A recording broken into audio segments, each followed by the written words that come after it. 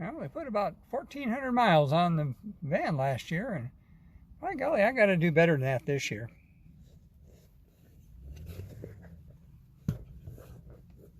Well, good afternoon, YouTube. This is Chuck, and it's Wednesday, January 1st, 2025. Brand new day, brand new year. About 3:30 in the afternoon, and figured I'd come out here in the van/recording studio and make a video for y'all. And this is going to be a Bigfoot Stuff video, and it's actually I'm going to tell you about what happened down in Florence, because there was quite a bit happen, and it was way too much to try to cover it in my morning community page posts. And so let me, I also got something that happened here, and I also got some new information out of my friend from Utah. So it's all pretty interesting. So let me see if I can get started. This is the first take on this, and there's a lot of moving parts, and I don't want to mess things up. So we left here on last Tuesday, a week ago yesterday, and we drove down to the little RV park there, and it's a few miles south of Florence. It's kind of out in the middle of nowhere, and not right in town. And we got in there about 2:30 in the afternoon, and so I set the trailer up, and after I got the trailer all set up and everything, I was just kind of sitting out in the patio in my chair there chilling at about 4 o'clock, and sure enough, I got a tingle. And so I responded back to it, and by golly, I had somebody talking to me. And so I did the same thing that I always tell all of you to do. And the first thing I did is I asked them how many of them were there, and I got number 9. And so then I asked the one I was talking to for a name.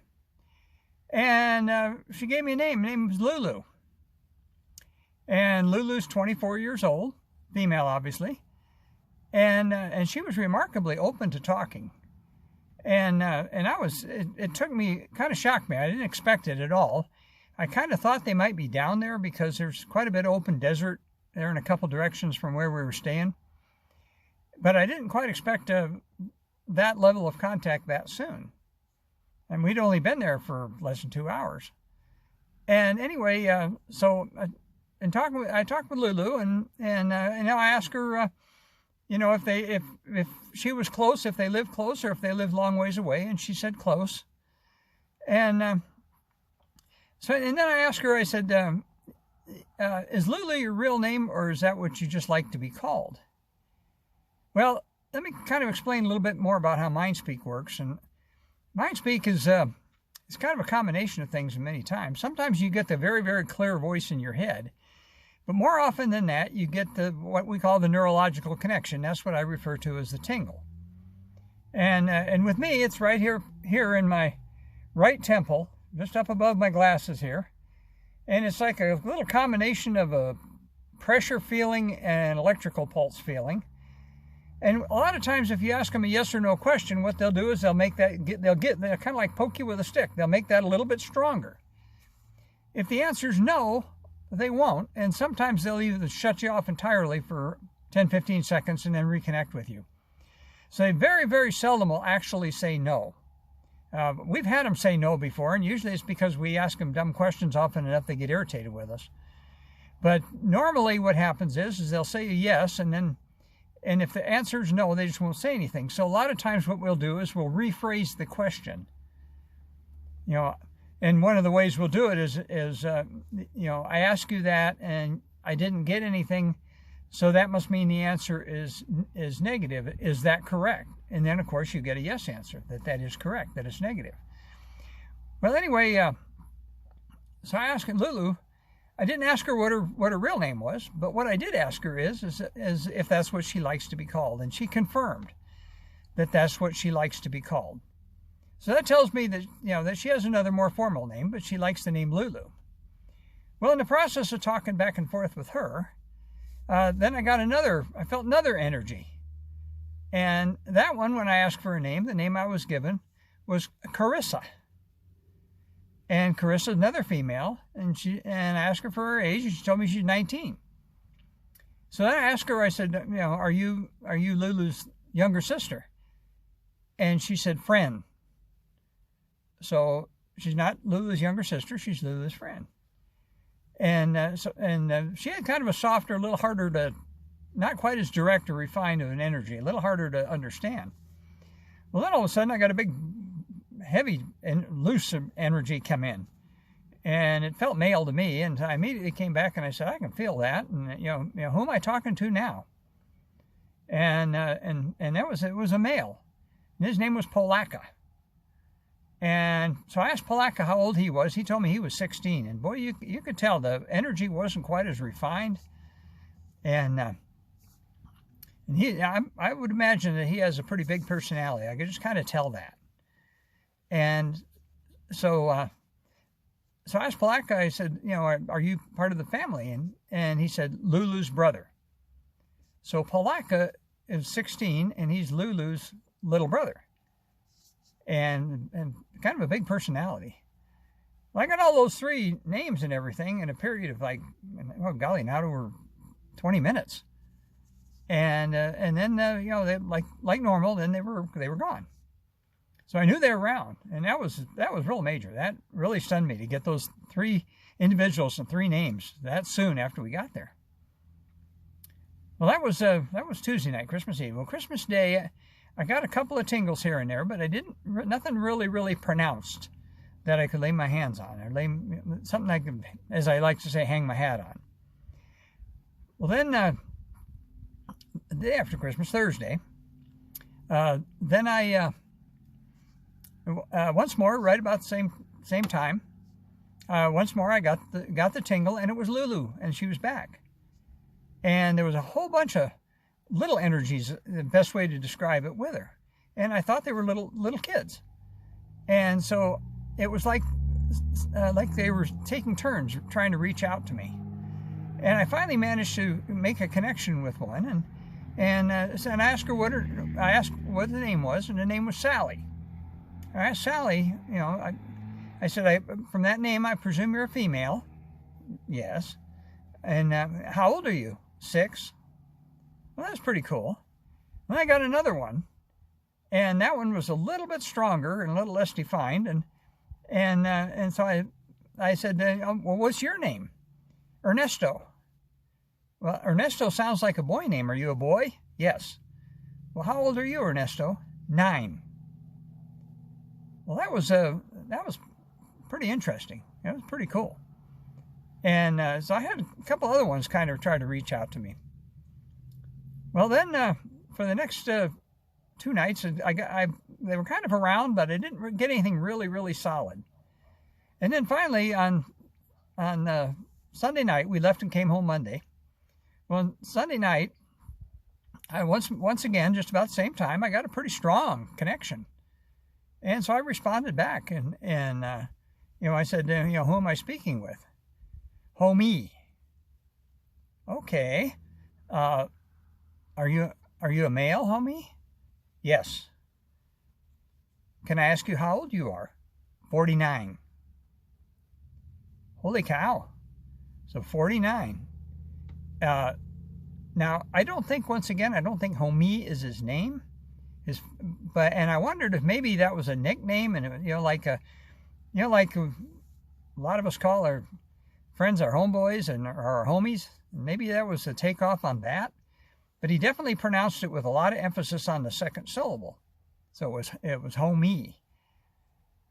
Well, and homie was somebody that old. He's he's a mature adult, and he was willing to talk to me a little bit. Just got a car going by, and so I asked him. I said, well, I have to leave in the morning, so this is the last night I get to talk with y'all, and I don't want to be rude, but can I ask you, how many are in your family group? It seems like a pretty large group. And the number he gave me just stunned me. And the number he gave me was 123. So does that mean there's 123 of them in that family group? That's what he said. So that was all quite amazing. I had a little bit more back and forth with homie, and then like I say, we got up and came home on Monday. So yesterday, Tuesday, was the first day we were home, and I didn't really have anything particular. And then yesterday, Christmas Eve in the afternoon, I I went up to the trailer with a laundry basket, and I was going to bring all our laundry and stuff down. And as I walked up to the trailer, I got a pretty good tingle, verging on a zap. And I tried responding back to it, and I said, I felt that, and thank you, and who is this? And that was early afternoon, probably around 1:30 or 2, and I didn't really get anything. So I said, I kind of got to go do this right now, but if you want to come back and talk to me later, that'd be fine. And so last night, just as I was getting ready to go to bed, in fact, I just laid down. I was actually laid down in bed, and I almost immediately got a pretty good strong tingle.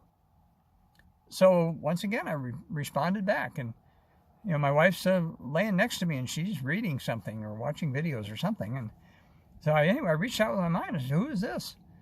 And it was Lanter. And Lanter is one that lives in a family group lives to the south of us. And I've talked with him probably 3 or 4 times before. He's been to my house a couple of times. I actually talked to him while I was driving down the road one day down there. And I felt the tingle, and I reached out, and it was Lanter, and he wanted to say hi. And Lanter was young, and I didn't know for sure exactly how old Lanter is. And so so this time I asked him, I said, "Lanter, can I ask you how old you are?" 24. I thought that was, okay. And that's roughly about what I thought how old I thought he probably was. And interestingly enough, right at the same time that when I asked him that, in the background, it was like I heard another voice chip in and say 48. And so when I clarified that with Lanter, I said, I heard 2 numbers. I heard 24 and 48. Am I correct that you're 24? Yes. Well, interestingly enough, is after I asked Lanter how old he was, I thought about asking how many were in his family group. But some of them are a little bit sensitive about asking questions like that. And so I decided not to ask that question. Well, apparently, one of them heard in my mind. They knew I was thinking that, and they chimed in with an answer. I never even asked a question. So I think 48 is the number in their family group, which once again is quite extraordinary. I probably would have had a hard time believing that if I hadn't heard that the other family group has 123 of them. And that's quite remarkable. That whole thing is quite remarkable. So then, so I asked Lanter, I said, I was just on a trip down near Florence and met some of your people down there. And I met another 24-year-old female named Lulu. Do you know Lulu by any chance? Yes. And with that yes was there was an excitement there. I could detect it. I could feel it. And I got the distinct impression that Lanter likes Lulu, that he knows her and he likes her. Well, once again, in the background, I heard 2 little words, and I almost discounted it because I wasn't sure that I actually heard it. But it was like another one in the background. And what I got was, "She's hot," or "She's hot," like that. Well, it wasn't Lanter that said that. It was somebody else that said that. And I almost discounted it. And then I got thinking about it, and I thought, I wonder what's going on. Well, it sounds like Lanter knows and likes Lulu. And they know each other, and it's 120 miles away. So anyway, so then I got another energy, and it was another male, a young male, and his name was LoKeesh. And LoKeesh told me that he was Lanter's little brother. And he's kind of a rowdy thing, too. He's got a big personality. And so I think it was LoKeesh was the one that was calling out stuff in the background. So anyway, that was last evening. I told Lanter, I said, I really need to go to sleep. It's been a long day. I'm kind of tired. And it'd be really nice if I could get a good night's sleep. And, you can come and visit me anytime. I really appreciate it. And, feel comfortable coming to visit me. And I was out like a light. I think they had something to do with that. I think they knew I wanted to go to sleep, so they kind of helped me along a little bit. And I basically slept pretty good all night. So that was what happened to me last night.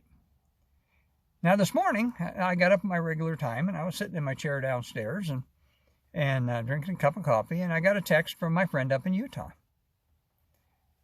And he told me that he'd been woke up in the middle of the night And he'd had a conversation, and he's been having lately, if you've watched some of my other videos, he has a gift for MindSpeak, and he's been having them reach out to him from quite some distances. And he's talked to some from Montana and from even up in Canada have reached out to him. Well, he had a new one that reached out to him in the middle of the night last night.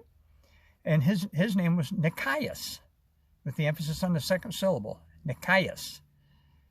And Nikias is a 51-year-old male. And when my friend asked him where he was from, he's from Washington State, and somewhere west of Seattle and north of Mount Rainier. So that's a pretty big area up there. So who knows exactly where he lives up there? But anyway, he had quite a back and forth talking with Nikias, and he shared that with me this morning by text, and we texted back and forth quite a bit. So that kind of brings you up to date. You can see why I didn't try to talk about it in my on my community page post, because it is quite extensive, quite a few moving parts, and I don't think I forgot anything, and I think I got everybody's names correct. And I guess one thing I did miss is that second night when Lulu was back and when she had the young ones, and when I met Sally and Ernesto. That was when I asked Lulu if she was a teacher. And she came back and she said, and it's very clear in MindSpeak, she said, all are teachers. And I did post that, and I got some of you made comments on that they thought that was pretty cool. Well, I'm sure that, all of them probably have the ability to teach, but just like us, I'm sure some are better at it than others. And it reminded me of something that happened 2 or 3 years ago when we had one of the elders was speaking with us up at Hilltop, and we asked about healing, if some of them were able to heal, and we were told all can heal. And so it was kind of the same thing. So all can heal, and all are teachers. But once again, I'm sure that some people are better at it than others, just like some of us are better at some things than we are at other things. I like music, but I can't play any musical instruments at all. Now, I really tried a couple times, but I've never been able to do it. So I'm sure that in their own way, they're the same way. So anyway, that brings you up to date on what experience I had down there. I had 6 nights in a row. I had experiences. And 3 nights were quite remarkable. I got a total of 6 names, and if that number that they gave me, that 123 number, is correct, there's a pretty big bunch of them down there living in that lower desert, in that one family group, and that just stunned me. I'm still, I can't tell you 100% that that's accurate, but I'm pretty sure that it is, and I'm going with it for right now until I hear otherwise. And that just tells us that some of their family groups are a lot bigger than we think they are. And there's a lot more of them. But there was enough of the little ones that were trying to reach out and connect with me down there that I knew they got quite a few children. I only got to 2 names that I could actually understand, but I had quite a few of them kind of reach out and give me the tingle. And you can kind of tell by the type of energy and the way you can kind of tell that they're young and that they're unsure of themselves and they're excited and they're not quite sure how to do it. And you can kind of sense that. When you've been doing this as long as I have, you can kind of sense that. So anyway, that's my report. I think I'll wrap this up and tell you, as I always tell you, take care of each other and love each other and take care of yourself. And this is a brand new year, and, we all sometimes make New Year's resolutions, and I want to get out on the road a little bit more this year, and went through some pretty tough times last year, and I don't want to dwell on that. This is a new year and a new beginning, and if you're going to make New Year's resolutions, that's great, but don't make something you're not going to keep. If you're going to take control of your health, and I definitely encourage you to do that. Do your research, learn how to do that, do it the smart way, and stick with it. And don't set yourself such a lofty goal that you can't achieve it.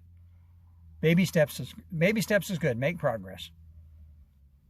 So with that, I don't want to preach to you, and I don't want to take up any more of your time. So right now, until I talk to you again, let me just tell you, peace out.